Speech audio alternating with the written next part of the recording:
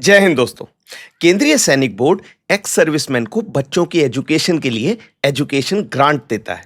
आज हम इसके बारे में विस्तार से जानेंगे। मैंने इस वीडियो को दो भागों में बांटा है। पार्ट 1 में हम एजुकेशन ग्रांट के बारे में 10 इंपॉर्टेंट बातें जानेंगे और पार्ट 2 में हम देखेंगे कि आप केंद्रीय सैनिक बोर्ड यानी केएसबी की नई वेबसाइट में कैसे रजिस्टर कर सकते हैं और कैसे एजुकेशन ग्रांट को क्लेम कर सकते हैं। तो चलिए पार्ट 1 से शुरुआत करते हैं, लेकिन उससे पहले मेरी ओर से एक रिक्वेस्ट। अगर आपको ये वीडियो पसंद आता है तो मेरे चैनल को सब्सक्राइब कीजिए, वीडियो को दोस्तों के साथ शेयर कीजिए और लाइक और हाइप कीजिए। अगर आप हाइप बटन पर क्लिक करते हैं तो यूट्यूब मेरे वीडियोस और लोगों के पास भी भेजेगा। Thank you for your help. Great. तो ये है एजुकेशन ग्रांट के बारे में 10 महत्वपूर्ण बातें। नंबर 1, हाल ही में इस ग्रांट का अमाउंट 1,000 रुपए पर मंथ से बढ़ाकर 2,000 रुपए पर मंथ कर दिया गया है। यानी एक बच्चे के लिए साल भर का 24,000 रुपए। ये ग्रांट 2 बच्चों के लिए ऑथराइज है, तो आप साल भर के लिए मैक्सिमम 48,000 रुपए 48,000 रुपीज क्लेम कर सकते हैं। नंबर 2, ये ग्रांट केवल हवलदार और उससे नीचे रैंक के सैनिकों को ऑथराइज है। नंबर 3, ये ग्रांट उन बच्चों के लिए मिलेगी जो या तो स्कूल में क्लास 1 से क्लास 12 में पढ़ रहे हैं और या फिर कॉलेज में अंडर ग्रेजुएट डिग्री जैसे बीए, बीएससी, बीकॉम, बीबीए वगैरह कर रहे हैं। नोट करने वाली बात यह है कि अगर बच्चा कोई टेक्निकल कोर्स जैसे कंप्यूटर कोर्स कर रहा है तो ये ग्रांट नहीं मिलेगी। नंबर 4, अगर एक्स सर्विसमैन की डेथ हो जाती है और उनकी विडो 2 साल की पोस्ट ग्रेजुएट डिग्री जैसे एमए, एमएससी, एमएड वगैरह करती हैं तो उन्हें भी 2 साल के लिए ये ग्रांट मिलेगी। नंबर 5, इस स्कीम में आप 2 ही बच्चों का नाम रजिस्टर कर सकते हैं। मतलब ये नहीं हो सकता कि आपने एक बच्चे को रजिस्टर किया, वो कॉलेज से पास आउट हो गया और आपने तीसरे बच्चे को रजिस्टर कर दिया। मतलब लाइफ टाइम में ये बेनिफिट केवल 2 ही बच्चों के लिए मिलेगा और ये 2 बच्चे वही होने चाहिए जिनका नाम डिस्चार्ज बुक में सबसे ऊपर है, यानी 2 सबसे सीनियर बच्चे। फौज में बच्चों में भी सीनियरिटी लागू है। नंबर 6, आप इस स्कीम के लिए तभी एलिजिबल होंगे अगर आप पिछले साल 31 मार्च या उससे पहले रिटायर हुए हैं। जैसे आप अगर 31 मार्च 2024 से पहले रिटायर हुए हैं तभी आप 2024-25 के सेशन के लिए क्लेम डाल सकते हैं। क्यों? क्योंकि 31 मार्च 2024 यानी 2023-24 के सेशन के लिए आपको नौकरी के दौरान चिल्ड्रन एजुकेशन अलाउंस मिल चुका होगा। नंबर 7, ये ग्रांट तभी मिलेगी अगर बच्चा या विडो क्लास में पास हुए हैं। अगर फेल हो गए तो ये ग्रांट नहीं मिलेगी।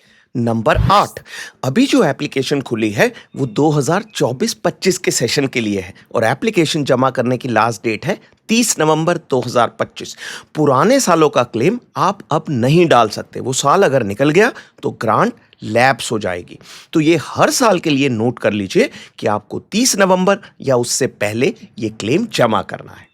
नंबर 9, क्लेम करते समय जो डॉक्यूमेंट आपको अपलोड करने पड़ेंगे उनकी लिस्ट को आप अब अपनी स्क्रीन पर देख सकते हैं। नंबर 1, डिस्चार्ज बुक का वो पेज जिस पर आपके पर्सनल डिटेल्स और फैमिली के डिटेल्स लिखे हुए हैं। नंबर 2, ईएसएम आई कार्ड जो आपको जिला सैनिक बोर्ड से इशू हुआ है। नंबर 3, दोनों बच्चों की मार्कशीट या progress card. Number 4, bank passbook का पहला पेज या फिर कैंसिल चेक। नंबर 5, आधार कार्ड। नंबर 6, रिकॉर्ड्स ऑफिस द्वारा इशू किए गए फैमिली डिटेल्स की कॉपी जिसमें दोनों बच्चों का नाम और डेट ऑफ बर्थ लिखे। अगर डिस्चार्ज बुक में ये एंट्री हो रखी है तो वो भी काफी है, लेकिन अलग से डीओ पार्ट 2 एक्सेप्टेबल नहीं होंगे। नंबर 7, आपको एक सर्टिफिकेट देना है कि आपने इन बच्चों की एजुकेशन के लिए सरकार से या अपने करंट एम्प्लॉयर से कोई और ग्रांट क्लेम नहीं की है। और नंबर 8, पीपीओ। तो ये हो गए डॉक्यूमेंट जो आपको अपलोड करने होंगे। तो इस स्क्रीन का एक स्क्रीनशॉट लेकर अपने पास रख लीजिए। और इस ग्रांट के बारे में लास्ट इंपॉर्टेंट बात जो है वो है कि जब आप केएसबी की वेबसाइट में एप्लीकेशन जमा कर देते हैं, जिसका प्रोसीजर मैं अभी बताऊंगा, तो आपको एक एप्लीकेशन नंबर मिलेगा। उस एप्लीकेशन नंबर को लेकर आपने जिला सैनिक वेलफेयर ऑफिस में जाना है। उन्हें ये सारे डॉक्यूमेंट जो आपने अपलोड किए हैं उनके ओरिजिनल उन्हें दिखाने हैं, तभी वो आपकी एप्लीकेशन को अप्रूव करेंगे और तभी ये माना जाएगा कि आपकी एप्लीकेशन फाइनली जमा हो गई है। तो ये था पार्ट 1। अब आते हैं पार्ट 2 पर और देखते हैं कि आप केएसबी की वेबसाइट में कैसे रजिस्टर कर सकते हैं और कैसे क्लेम को जमा कर सकते हैं। इसके लिए ज़रूरी है कि आपके पास उन सभी डॉक्यूमेंट्स की स्कैन्ड कॉपी होनी चाहिए जो मैंने अभी बताए हैं। उसके अलावा आपके पास अपना मोबाइल नंबर और ईमेल आईडी भी होने चाहिए। इस एप्लीकेशन को कंप्यूटर या लैपटॉप में बनाना है, मोबाइल फ़ोन में इसे नहीं बनाया जा सकता। ग्रेट, तो चलिए शुरुआत करते हैं और ये आ गई मेरे कंप्यूटर की स्क्रीन आपके सामने। स्क्रीन के बीच में एक गूगल का सर्च बॉक्स बना हुआ है जिसमें मैंने लिख दिया है केंद्रीय सैनिक बोर्ड लॉगिन। ये लिखकर एंटर का बटन प्रेस कर दिया। एंटर का बटन दबाते ही ये स्क्रीन मेरे सामने आ गई। इसमें सबसे ऊपर जो बटन है वो कह रहा है वेलकम टू केंद्रीय सैनिक बोर्ड। इस लिंक के ऊपर मैंने क्लिक किया। क्लिक करते ही ये पेज मेरे सामने आ गया जो कि है केंद्रीय सैनिक बोर्ड की नई वेबसाइट का होम पेज। इस पेज के ऊपर ऊपर एक रेड कलर का बॉक्स बनाया है मैंने राइट हैंड साइड को, जिसके अंदर 3 बटन हैं। वो 3 बटन क्या है? लॉगिन, रजिस्टर और स्टेटस ऑफ एप्लीकेशन। तो चलिए सबसे पहले आपको रजिस्टर करते हैं और उसके लिए मैंने क्लिक कर दिया रजिस्टर के बटन पर जो बीच में है। उस पर क्लिक करते ही ये पेज मेरे सामने खुल गया। तो ये है रजिस्ट्रेशन एप्लीकेशन का फॉर्म। तो चलिए इसे भरते हैं। इसके पार्ट 1 में जैसे आप देख पा रहे हैं आपने अपने पर्सनल पर्टिकुलर भरने हैं, नाम, नंबर, आप किस डेट को एनरोल हुए थे, किस डेट को आप रिलीज हुए यानी रिटायर हुए, वो सब डिटेल इसमें आएंगे। अब ये डिटेल भरने के लिए ज़रूरी है कि वो सभी डॉक्यूमेंट आपके पास होने चाहिए, क्योंकि कुछ कुछ ऐसे हो सकता है कि कोई नंबर हो या कोई डेट हो जो आपको याद ना हो। अभी नीचे चलते हैं। ये आ गया पार्ट 2। पार्ट 2 के अंदर आपने अपना करंट एड्रेस भरा और नीचे आपने अपने बैंक के डिटेल्स दे दिए। ये सब डिटेल देने के बाद नीचे सबसे नीचे जो एक बटन है सबमिट, उसके ऊपर आपने क्लिक कर दिया। क्लिक करते ही आपके पास एक नोटिफिकेशन आएगा कि आपका अकाउंट जो है उसको एक्टिवेट करने के लिए हमने एक लिंक भेजा है आपकी मेल में। इसीलिए मैंने आपको बताया था कि आपके पास आपका ईमेल आईडी होना चाहिए इससे पहले कि आप रजिस्ट्रेशन शुरू करें। तो चलिए अब मैं अपनी मेल में चलता हूं और आपको दिखाता हूं कि मेरे पास केएसबी की वेबसाइट ने क्या मेल भेजा है। तो ये है उस मेल का स्क्रीनशॉट। इसमें जो मैंने लंबा रेड कलर का एक बॉक्स बनाया है उसके अंदर लिखा है please click on this link to verify your email and activate your account. तो इसके अंदर मैं जैसे ही क्लिक करूंगा मेरा अकाउंट जो है वो रजिस्ट्रेशन कंप्लीट हो जाएगा। पर उससे पहले नीचे मैंने एक और रेड कलर का हाईलाइट किया हुआ है जिसके अंदर व्हाइट कलर से कुछ इंपॉर्टेंट लिखा हुआ है और वो क्या है? वो बोल रहा है your login ID is @gmail.com। मतलब केएसबी की वेबसाइट में आपका जो यूजर आईडी या लॉगिन आईडी होगा वो वही होगा जो आपने अभी ईमेल आईडी दिया था। इसको आपने याद रखना है। तो ये मैंने पढ़ा और ऊपर जो लिंक है बॉक्स के अंदर उस पर मैंने क्लिक कर दिया। क्लिक करते ही ये स्क्रीन मेरे सामने आ गई। इस स्क्रीन में जो बॉक्स है उसमें लिखा हुआ है your login has been activated successfully, login detail send to your email.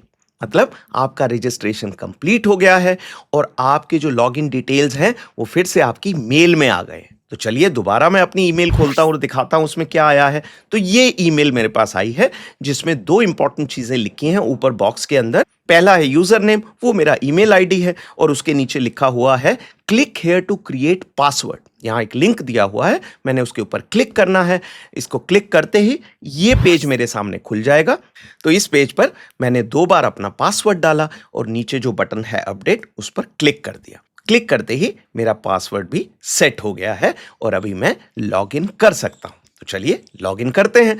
तो मैं वापस उसी पेज पे चलता हूं जो कि मैंने आपको शुरू में दिखाया था और जैसा कि मैंने बताया था उसमें सबसे पहला बटन था लॉगिन। रजिस्टर हम कर चुके हैं तो चलिए लॉगिन के बटन पर क्लिक करते हैं। तो मैंने क्लिक किया। क्लिक करते ही ये पेज मेरे सामने खुल गया। इसके अंदर मैंने 3 डिटेल भरने हैं, यूजर नेम जो कि मेरा ईमेल आईडी है, पासवर्ड जो मैंने अभी सेट किया था और सबसे नीचे एक वेरिफिकेशन कोड आया है उसको मैंने भर दिया और सबसे नीचे जो बटन है लॉगिन उसके ऊपर मैंने क्लिक कर दिया। क्लिक करते ही ये पेज मेरे सामने खुल गया। ये बोल रहा है OTP send to the email registered with the user name so and so. मतलब मेरे ईमेल में एक ओटीपी आया है। मैंने ईमेल खोला, ओटीपी देखा, ओटीपी को यहाँ एंटर किया और नीचे वेरीफाई को क्लिक कर दिया। वेरीफाई के बटन पर क्लिक करते ही ये पेज मेरे सामने खुल गया। इसका मतलब है कि मैं अब केएसबी में अपने अकाउंट में लॉग इन हो चुका हूँ। अब इस पेज के ऊपर एक इंपॉर्टेंट बटन है जो मैंने रेड कलर के बॉक्स में दिखाया है, वो है न्यू एप्लीकेशन। तो चलिए इस पर क्लिक करते हैं और देखते हैं इसके नीचे क्या छुपा है। तो मैंने इसके ऊपर क्लिक किया और ये पेज मेरे सामने खुल गया। इसमें एक बॉक्स बना हुआ है जिसके अंदर लिखा है सेलेक्ट स्कीम और उस बॉक्स के राइट हैंड साइड को एक छोटा सा एरो बना हुआ है। तो मैंने उस एरो पर क्लिक किया। क्लिक करते ही ये 8 स्कीम्स के नाम मेरे सामने आ गए। ये 8 स्कीम्स क्या क्या हैं? प्राइम मिनिस्टर स्कॉलरशिप स्कीम, दूसरा है prime minister scholarship scheme renewal, मतलब पहले जो क्लेम कर चुके हैं उसको अब रिन्यू कराना है। तीसरा है financial assistance for education of children और विडोज ऑफ ईएसएम, इसी के बारे में आज हम बात कर रहे हैं, नंबर 3 के बारे में। नंबर 4 है financial assistance to 100% disabled child of ESM, जो कि डिसेबल्ड बच्चों के लिए है। उसके नीचे 5वां नंबर है उन्हीं डिसेबल्ड बच्चों के लिए जो ग्रांट मिलती है एक्स सर्विसमैन को, उसका रिन्यूअल। 6ठे नंबर पर है financial assistance for daughters marriage या विडो की रीमैरिज के लिए। 7वें नंबर पर है financial assistance for procurement of mobility equipment for disabled ESM, अगर कोई एक्स सर्विसमैन जिनको पैरालिसिस हो गया है और जिनको मोबिलिटी इक्विपमेंट जैसे किसी चेयर की जरूरत है तो उसके लिए भी केएसबी ग्रांट देता है। ये है नंबर 7 पर। और सबसे लास्ट है financial assistance as interest subsidy on home loan, यानी किसी एक्स सर्विसमैन ने अगर होम लोन लिया हुआ है तो उसका जो इंटरेस्ट है उसमें से कुछ पार्ट केएसबी से एज ग्रांट मिलेगा। तो आज जैसा मैंने बताया हम सिर्फ नंबर 3 के बारे में बात करेंगे। इनमें से और किस ग्रांट के बारे में आप जानना चाहते हैं मुझे कमेंट्स में लिखिएगा। अगर 50 से ज्यादा कमेंट आएंगे किसी भी ग्रांट के बारे में तो भविष्य में उस पर वीडियो जरूर बनाऊंगा। तो चलिए आज के लिए हम नंबर 3 पर फोकस करते हैं। तो ये आ गई अगली स्क्रीन और इसके अंदर नंबर 3 जो बटन है financial assistance for education of children oblique widows of ESM, उसको मैंने सेलेक्ट कर लिया। सेलेक्ट करते ही ये पेज मेरे सामने खुल गया। अब ये है एजुकेशन ग्रांट की एप्लीकेशन का फॉर्म जो हमने अभी भरना है। इंपॉर्टेंट बात यह है कि जो आपने रजिस्ट्रेशन के समय डिटेल भरे थे, अपना नाम, number, date of enrolment, date of discharge, जो भी डिटेल आपने रजिस्ट्रेशन के समय भरने थे वो यहाँ पर पहले से ही भरे हुए आएंगे। जो बॉक्स खाली हैं उसके अंदर आप डिटेल भर देंगे। बेसिक इंफॉर्मेशन है, कुछ ज़्यादा नहीं है। तो ये है पार्ट 1 जिसके अंदर आपके अपने डिटेल्स हैं, पर्सनल डिटेल्स, वो आपने सारे भर देने हैं। उसके नीचे चलते हैं, यहां पर आपका एड्रेस आ गया। ये पहले से भरा हुआ आ रहा है क्योंकि आपने रजिस्ट्रेशन में भरा था। उसके बाद मोबाइल नंबर और ईमेल आईडी है, तो यहां पर सारे के सारे डिटेल भरे हुए हैं। अभी नीचे चलते हैं। नीचे आपका आ गया पार्ट 2। पार्ट 2 के अंदर आपने अपने बैंक अकाउंट डिटेल देने हैं, जिस बैंक अकाउंट में आप चाहते हैं कि ये पैसा, ग्रांट का पैसा आए, तो वो डिटेल आपने यहाँ एंटर कर देने हैं। उसके नीचे एक बटन बना हुआ है, वो इंपॉर्टेंट है, जो मैंने रेड कलर के बॉक्स में दिखाया है। वो बोलता है ऐड अर्लियर ग्रांट डिटेल्स, मतलब इससे पहले जो आपने पिछले सालों में जो भी ग्रांट ली है इन बच्चों की एजुकेशन के लिए, उनके डिटेल यहाँ डालने हैं। तो इसका क्या मतलब है? इसका मतलब ये है कि जब भी आप क्लेम करते हैं उस एप्लीकेशन को आपने संभाल के रखना है, क्योंकि अगले साल उसके डिटेल आपको फिर से एप्लीकेशन में भरने पड़ेंगे। तो जब मैं इस बटन पर क्लिक करता हूं ऐड अर्लियर ग्रांट डिटेल्स, तो देखिए एक और लाइन आ जाती है बॉक्सेस की, जिसके अंदर 4 इंफॉर्मेशन आपने भरनी है। वो क्या है? रिसीव्ड फ्रॉम, जो आपने पहले सालों में एजुकेशन ग्रांट आपको मिली थी वो कहां से आपको मिली थी? क्या केएसबी से ही मिली थी? तो मान लीजिए केएसबी से मिली थी तो आपने यहां पर एंट्री करनी है। ग्रांट का नाम क्या था? मान लीजिए एजुकेशन ग्रांट। उसके बाद साल कौन सा था और अमाउंट कितना मिला था। तो ये आपको जब भी आपने उन बच्चों के लिए एजुकेशन की ग्रांट ली है, कहीं से भी मिली हो आपको, उसके डिटेल यहां पर भर देने हैं। जैसा कि आप देख रहे हैं उसके नीचे और भी आप लाइनें ऐड कर सकते हैं। वहां पर एक और बटन बना हुआ है ऐड अर्लियर ग्रांट डिटेल्स। तो जितनी भी लाइनें आप ऐड करना चाहते हैं यहां पर ऐड करके पहले की आप इंफॉर्मेशन यहां दे सकते हैं। तो यहां पर आपका पार्ट 2 कंप्लीट हो गया। उसके नीचे आ जाते हैं पार्ट 3 पर, जहां पर आप लिखेंगे एकेडमिक ईयर। इस साल आप लिखेंगे 2024-25। मान लीजिए आप 2 बच्चों के लिए क्लेम कर रहे हैं, तो जो राइट हैंड साइड का बॉक्स है उसमें आप 2 एंट्री कर देंगे। और उसके नीचे चलते हैं और यहां पर आपने करना है उन सभी डॉक्यूमेंट्स को अपलोड जिसकी लिस्ट मैंने आपको पहले दिखाई थी। तो ये सब आप अपलोड करेंगे और सबसे नीचे जो बटन है सेव एंड फॉरवर्ड, उसके ऊपर क्लिक कर देंगे। जैसे ही आप क्लिक करेंगे आपकी स्क्रीन के ऊपर एप्लीकेशन नंबर आ जाएगा। वो मैं नहीं कर सकता हूं क्योंकि मुझे ये ऑथराइज नहीं है, पर आपकी स्क्रीन के ऊपर जो भी एप्लीकेशन नंबर आएगा उसको आपने नोट करके अपने पास रख लेना है या उसका स्क्रीनशॉट ले लेना है, क्योंकि जब आप जिला सैनिक बोर्ड में जाएंगे तो उस नंबर की आपको जरूरत पड़ेगी। तो जैसा कि मैंने बताया, उसके बाद सारे के सारे ओरिजिनल डॉक्यूमेंट लेने हैं और उनको लेकर आपने जिला सैनिक बोर्ड में जाना है। वहां पर जब आप एप्लीकेशन नंबर देंगे तो वो एप्लीकेशन को खोलेंगे और सारे के सारे आपके डॉक्यूमेंट्स ओरिजिनल में चेक करेंगे। चेक करने के बाद जिला सैनिक बोर्ड ऑफिसर जो हैं वो उसको अप्रूव करेंगे और उसके बाद आपका काम खत्म और केएसबी का काम शुरू, और होपफुली जल्द ही वो पैसे आपके अकाउंट में आ जाएंगे। तो दोस्तों, ये था आज का वीडियो। जल्द से जल्द क्लेम जमा कीजिए।